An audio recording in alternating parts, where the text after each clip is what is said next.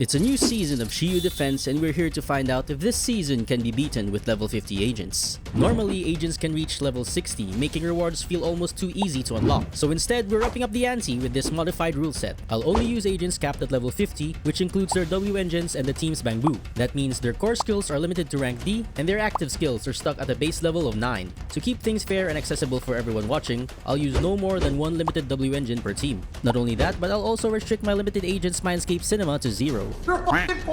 Before we dive into the encounter, I want to show my current roster to show what agents I'll be working with. Without further ado, let's get into the encounter.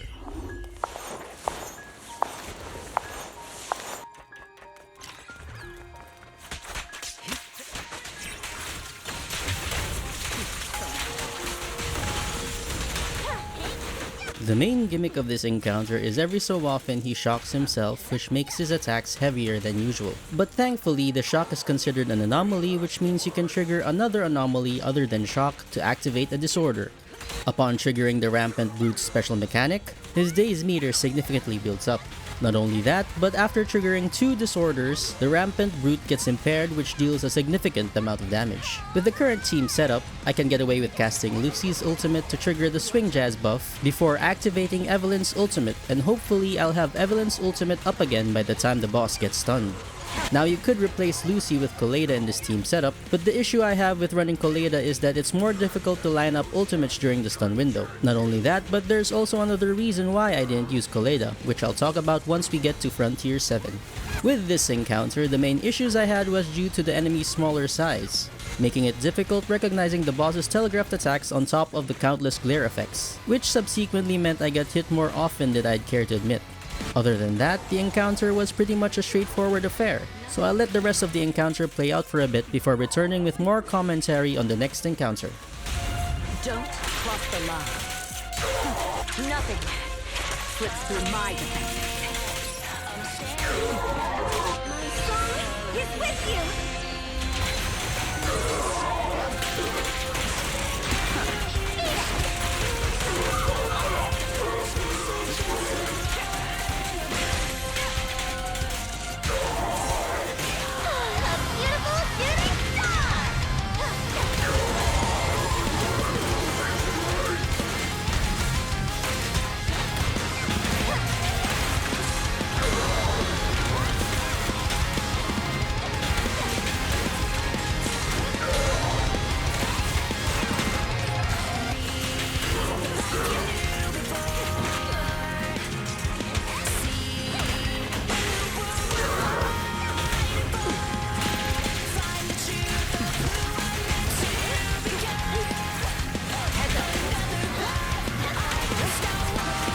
Funnily enough, this encounter's mechanics is far simpler than the Rampant Brute, that being you only need to make sure to use defensive assists whenever possible, and the Thanatos will quickly build up daze, thus circumventing the need for an impact agent.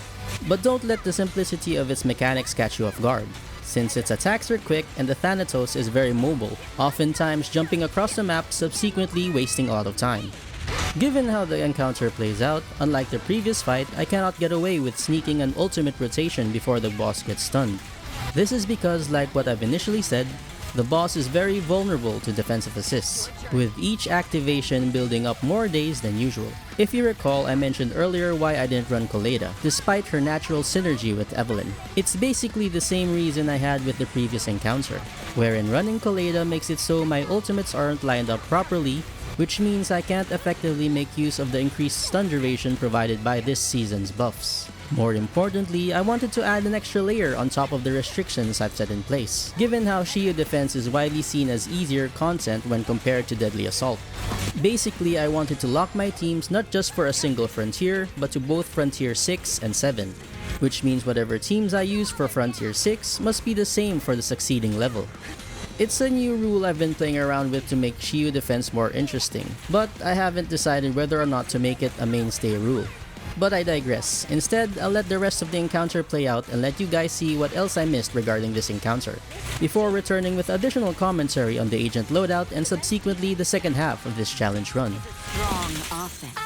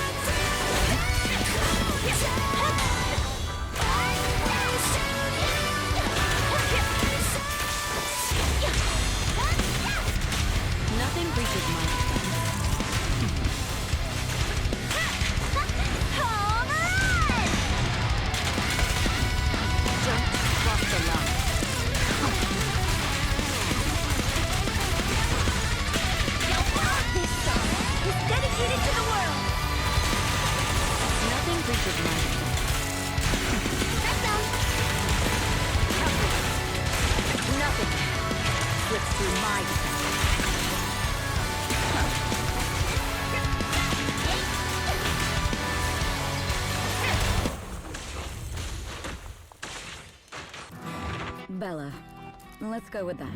Evelyn's build is pretty straightforward, running a standard attacker set with gear that have decent substats, while Lucy is running the Swing Jazz set since she is more likely to use her ultimate as well as the chain attack provided by Astra, while the Astral Voice set is allocated to Astra herself. Like what you're seeing so far? Be sure to hit like and subscribe to help my video reach more people and help support the war effort against HP inflation. With that bit of propaganda out of the way, let's move on to the second half. I'll take my shot.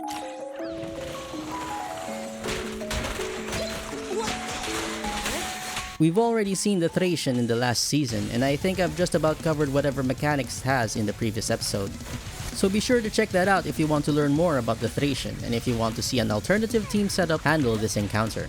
As with any disordered team that doesn't have an impact agent, you could get away with doing an ultimate rotation before the boss gets stunned.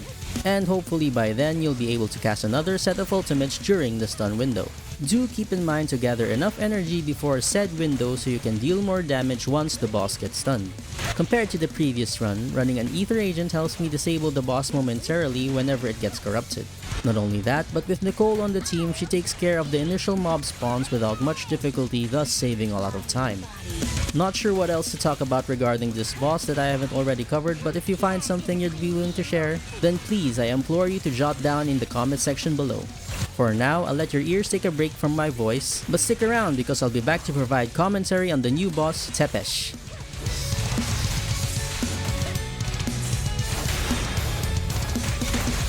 We perform. This won't hurt much.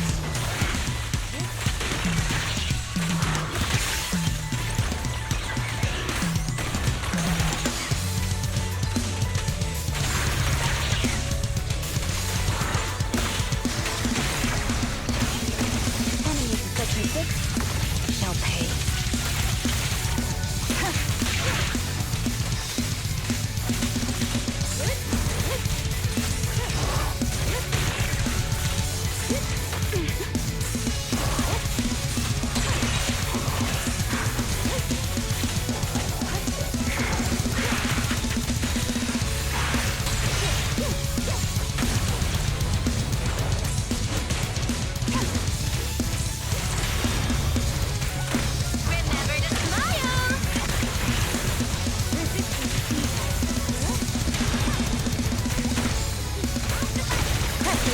Basically, the core mechanics of this encounter is that you need to get rid of the nail things on its arms. In order to do that, you need to parry its attacks with defensive assists for each arm. I'm not quite sure how many defensive assists it takes for regular runs, but in my runs, it took me about 4 defensive assists to impair one arm. Successfully impairing an arm removes a portion of the damage and days reduction received by the boss. Getting rid of a single corrupted nail is easy enough. The difficult part is getting rid of the other one, because you need to do a defensive parry on the arm that actually has the remaining nail on it. Otherwise, your assist point will be wasted.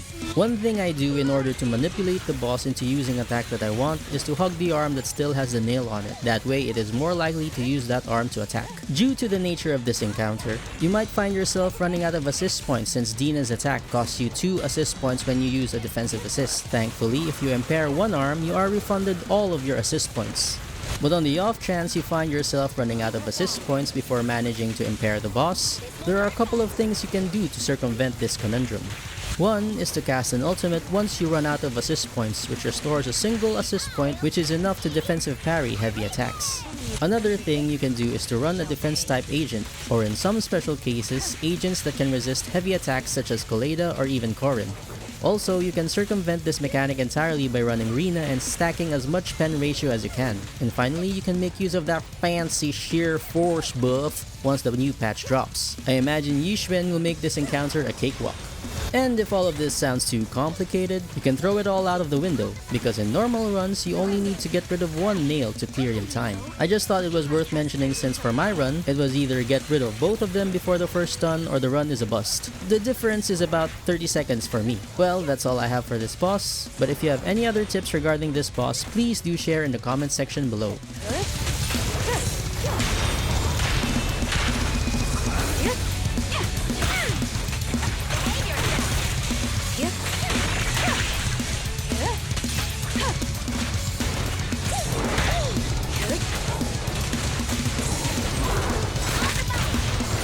Located. No point! Don't go unanswered. Remember to smile!